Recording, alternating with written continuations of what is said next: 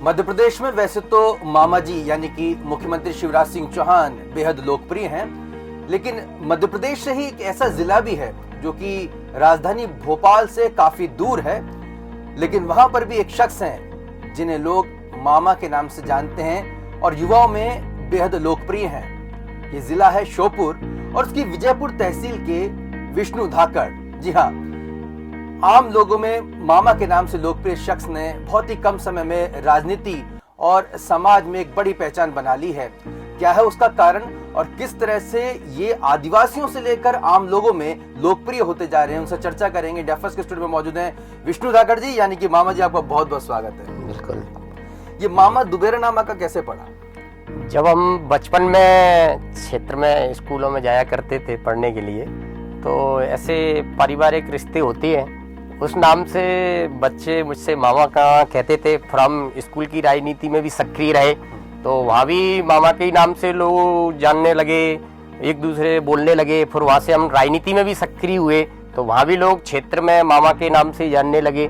और जैसे जैसे हम लोगों में आगे बढ़ते चले गए और वो हमें मामा के नाम से ही लोग पुकारते गए। अब वो नाम ऐसा नाम बन गया कि लोग मामा के नाम से जानने लगे। और ये दुबेरा क्या, इसका अर्थ क्या हुआ? दुबेरा मेरा गांव है। अच्छा। मूलतः विजयपुर विधानसभा में बहुत मतलब जंगल क्षेत्र में, जहाँ अभी जो कुने नेशनल राष्ट्रीय पार्क बनने जा रहा है, उसके सटीक से ही मेरा गांव है जिसका नाम दुबेरा है। तो लोग मामा दुबेरा के ही नाम से जानने लगे। अब वो जबकि सब लोग जानने लगे तो फिर अब वो भी हमने भी अपना सरनेम वही मामा बना लिया है। यानी कि आप सभी बहनों के भाई बन चुके हैं, लेकिन आपकी शादी हो चुकी है कि नहीं हो चुकी है? नहीं, अभी मैंने शादी नहीं की है। और हमारा लक्ष्य था कि हमारा क्षेत्र बहुत पिछड़ा था। हम लोग छात्र जीवन से ही हमारी एक सोच थी कि हम लोग पास में बैराड़ पड़ता है हमारे यहाँ, पौरी तहसील का मतलब तहसील है, अब बैराड़ तहसील बन गई है। वहाँ हम लोग जब पढ़ने आए थे तो हम लोग वहाँ पैदल पढ़ने आए थे, जब कोई विकास नहीं था, क्षेत्र में बहुत हालत खराब थे।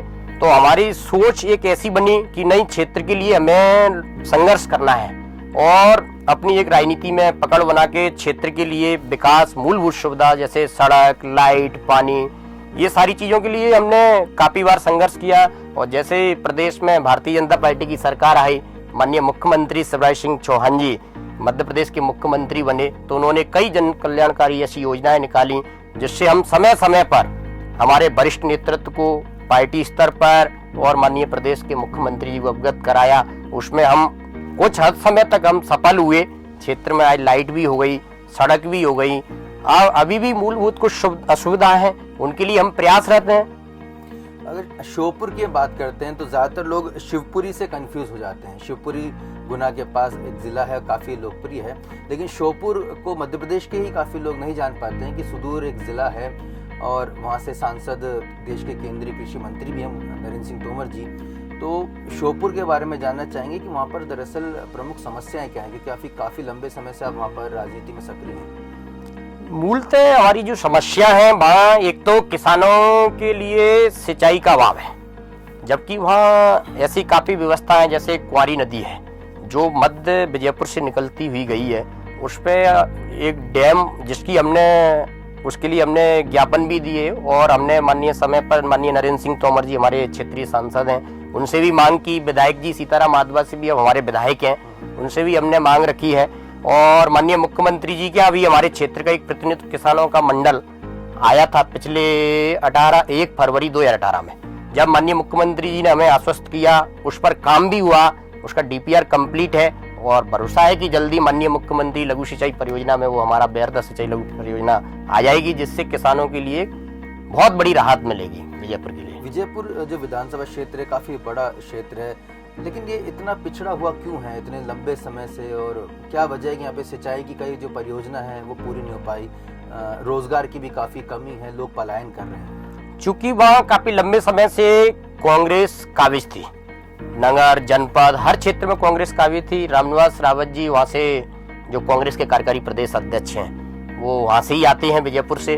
उनने कभी इस तरफ ध्यान ही नहीं दिया। कभी जनता ने उनसे कई बार उसकी उम्मीदें की कि भाई आप इतने बड़े नेता हो, यहाँ से क्षेत्र के लिए कुछ ऐसा किया, मगर लेकिन उन्होंने कभी इस चीज पर ध्यान नहीं दिया। और उसका कारण रहा कि हमें भारतीय जनता पार्टी को हमारी को उसका फायदा मिला और हम 2018 में वहां से हमारे सीताराम जी उनके खिलाफ विजयी हुए। इस समय देश में विष्णु जी धर्मांतरण का मुद्दा काफी जो है चर्चा में है और काफी बड़े चौंकाने वाले मामले भी सामने आ रहे हैं। आपका जो क्षेत्र है वो आदिवासी बहुल्य क्षेत्र है, क्या वहाँ पे भी धर्मांतरण का जो है समस्या है? अगर है तो आप लोग उस दिशा में क्या कुछ कर रहे हैं? देखो, वहाँ पर धर्मांतरण को लेकर के प्रयास किए गए हैं, क्योंकि वहाँ एकता परिषद जो संगठन है वो काफी समय से सक्रिय भी है। मगर लेकिन हमारा जो आरएसएस का जो संघ है उसके भी कई संगठन और हम लोग भी निचले स्तर तक प्रयास कर रहे हैं कि उसको रोकने का पूरा कोशिश कर रहे हैं। और वैसे प्रयास है कि हम उसको और आगे सुचारू रूप से और आगे मजबूत करेंगे और हमारा संगठन भी, वरिष्ठ लोग भी उस पर नजर बनाए रखे हुए हैं। ऐसा काफी मतलब समस्या है, लेकिन आप लोग उसमें सतर्क हैं उसको मुद्दे को लेकर। जी जी। कूंदो पालनपुर जो अभ्यारण्य है विश्व प्रसिद्ध और काफी समय से वहाँ पर शेर लाने की कोशिशें की जा रही है मध्य प्रदेश सरकार की तरफ से, लेकिन उसमें तो सफलता नहीं मिली है। लेकिन चीते वहाँ पर जल्द आ जाएंगे। तो मैं जानना चाहूंगा कि इससे आपके क्षेत्र में रोजगार के, पर्यटन के कितने अवसर बढ़ जाएंगे और इससे कितनी बड़े जो है आपका क्षेत्र में विकास होने की संभावना है? नहीं, निश्चित तौर पर एक हमारे श्योपुर जो पिछड़ा जिला है उसको एक पटल पर पहचान मिलेगी, क्योंकि चीता जो हाँ आ रहे हैं वो भारत से 70-72 साल पहले वो जाति विलुप्त हो गई और वो भारत सरकार का जो एजेंडा है वो पूरा कंप्लीट हो गया है। जहाँ तक है, जैसा मानना है कि दिसंबर तक वो चीते हमारे अभ्यारण्य में आ जाएंगे, तो निश्चित तौर पर एक पर्यटकों का जमावड़ा होगा। देश बाहर से भी लोग पर्यटक आएंगे तो एक बड़े स्तर पर हमारे श्योपुर को पहचान मिलेगी। और वो भी हमारे हमें सबसे बड़े गौरव की बात है कि हमारी विधानसभा में है और मेरे गांव के नजदीक से ही वो अभ्यारण्य आता है और उससे निश्चित तौर पर लोगों को नया एक अवसर मिलेगा। आज के दौर में राजनीति करना आसान बात नहीं है। आप काफी युवा हैं, लेकिन ऐसे क्षेत्र से आते हैं जो कि कहीं ना कहीं राजधानी से काफी दूर है, या यूँ कहें कि मीडिया के लेंस से काफी दूर रहता है।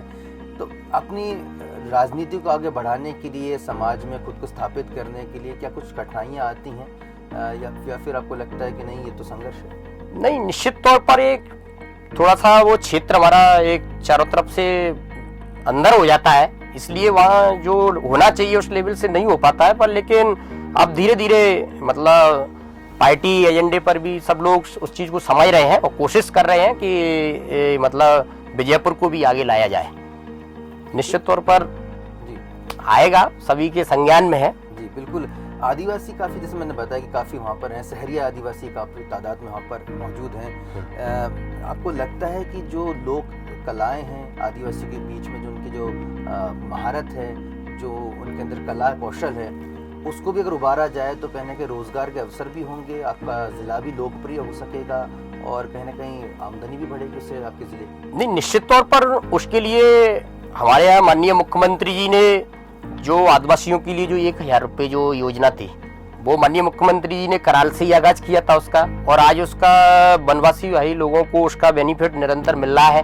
बीच में कांग्रेस की सरकार आ गई थी, इस कारण से योजनाएं बंद कर दी गई, पुनः माननीय मुख्यमंत्री ने वो योजनाएं चालू की हैं और निश्चित तौर पर एक निचले तबके के आदिवासी वर्ग को बहुत शासन की योजनाओं का बेनिफिट धरातल तक मिल रहा है। और आगे भी यदि ये अभ्यारण्य बन जाने के कारण और अभी थोड़ा आगे मतलब आदिवासियों के लिए निश्चित तौर पर वहाँ एक सरकार अपने स्तर पर कोशिश कर रही है। आने वाले दिनों में क्या कुछ लक्ष्य रहेंगे आपके विष्णु जी, क्योंकि राजनीति तेजी से करवट बदल रही है और काफ़ी बड़े मुद्दे, अब क्या है, बड़े जो राष्ट्रीय मुद्दे हैं सोशल मीडिया के जरिए, इंटरनेट मीडिया के जरिए गांव-गांव तक पहुंच रहे हैं, लोग चर्चा कर रहे हैं। तो लोकल विषयों के साथ साथ राष्ट्रीय मुद्दों पर भी चर्चा हो रही है। ऐसे में आने वाले दिनों में आपके क्या लक्ष्य हैं, किस तरह से आप आगे बढ़ेंगे? हमारा लक्ष्य यही है कि जो क्षेत्र की मूलभूत समस्या है उनको वो हमारे क्षेत्र के लिए उनकी सौगात मिले, और प्रयास जैसे माननीय हमारे नरेंद्र सिंह तोमर जी सांसद जी हैं, भारत सरकार में केंद्रीय मंत्री हैं, वो भी प्रयास कर रहे हैं कि जो क्षेत्र पिछड़ा है उनको उनके विकास में जो कमी रही उसकी कोशिश की जाए कि उसको और आगे मजबूत किया जाए। और अभी आने वाले समय में जो मूलभूत समस्याएं उन पर मॉनिटरिंग होगी तो निश्चित तौर पर आगे कुछ अच्छा ही मिलेगा। छोटे मामा की बड़े मामा से मुलाकात होती है क्या? होती है तो क्या कुछ क्षेत्र को विकास को लेकर आपकी कुछ आपने उनसे बात कही, अपनी आवाज पहुंचाई है? नहीं, निश्चित हम लोग समय समय पे अपनी बात माननीय मुख्यमंत्री जी को रखते हैं और उन्होंने हमेशा हमारे क्षेत्र विजयपुर की चिंता की है। एक मतलब निचले तबके से हमारे जैसे मान सीताराम आदिवासी जी, शिवराज सिंह चौहान जी ने उनको एक बार नहीं 2 बार 3 बार रिपीट किया और उसमें हमें निश्चित इस बार जीतने में सफलता प्राप्त हुई। बिल्कुल, मतलब कहीं ना कहीं आप अपने संगठन से काफी संतुष्ट हैं। युवाओं के चेहरे पे इस तरह की जो चमक देखते हैं, सुदूर जो इलाके से आते हैं, जिनके बारे में बहुत ज्यादा उन क्षेत्रों के बारे में ना तो इंटरनेट में मौजूद होता है, ना हम टीवी पे या अखबारों में पढ़ पाते हैं, लेकिन वहाँ पर भी कई युवा हैं जो समाज के हित को लेकर अपने राजनीति को जिन्हें अपने जरिया बनाए हैं, कोशिशों में जुटे हैं कि आगे कैसे बढ़ा जाए, समाज को, अपने देश को, अपने प्रदेश को कैसे आगे लाया जाए। निश्चित तौर पे कठिनाइयां तो उनके साथ ज़्यादा रहती है, लेकिन जिस हौसले के साथ हम इस समय विष्णु धाकड़ जी को देख रहे हैं और जिस तरह से वो मामा के तौर पर पूरे क्षेत्र में लोकप्रिय हो रहे हैं, हम उम्मीद करते हैं कि वो सकारात्मक राजनीति को आगे बढ़ाएंगे, अपने क्षेत्र को आगे लेकर जाएंगे, जो समस्याएं हैं उसमें खुलकर वो अपनी आवाज़ उठाएंगे। और अगर उनकी सरकार, चूंकि अब इस समय भारतीय जनता पार्टी की सरकार मध्य प्रदेश में, तो सरकार से ज़्यादा जो विकास के कार्य आदिवासियों के लिए, पिछड़े इलाकों के लिए, सिंचाई है, रोजगार है, तमाम ऐसे मुद्दे हैं, उसको लेकर अपनी आवाज़ को बुलंद करेंगे और अपने क्षेत्र तक अपने विकास की राह को आगे बढ़ाएंगे। बहुत बहुत शुभकामनाएं विष्णु जी। जी धन्यवाद। तो ये थे विष्णु धाकड़ जी, इनसे आगे भी हमारी चर्चाएं लगी रहेगी और पर्सनालिटी फर्स्ट के इस खास कार्यक्रम में हम और भी ऐसी शख्सियतों से आपको रूबरू कराते रहेंगे। इंडिया फर्स्ट के न्यूज चैनल को आप लाइक जरूर करें, लाल बटन दबा के सब्सक्राइब भी जरूर करें। बने रहिए हमारे साथ और अपने दोस्त आशुतोष की दीजिए इजाजत। नमस्कार।